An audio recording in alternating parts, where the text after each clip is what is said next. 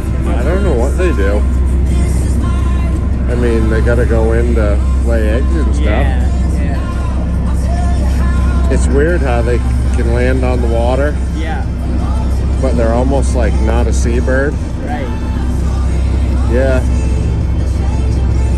They're just, it's like a little bird that just lands on the water. They call them Jesus birds because they can walk on the water. Oh, really? Little Jesus birds.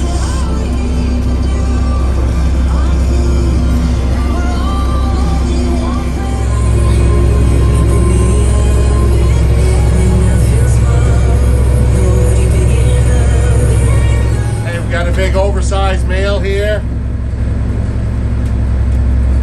See, he's just a little bit over the measure. He's about a 6-pound lobster. And the reason why I wanted to show him to you was because he's got a tag on him. There's nothing significant about this tag. It's just a Maine lobster trap tag. It's actually a 2025 tag, so I don't know why someone wasted this year's tag on it, but that doesn't matter. The point I was making was that this lobster's been caught before, and he's here in my trap. And that's because they're coming in for the food. And one of the cool things about the way we fish is we're kind of farming while we fish, and we're feeding all these lobsters. So we're feeding the big ones, but we're also feeding these ones, these little ones. We're feeding them and helping them get big like these ones. So we throw back about 90% of what we catch.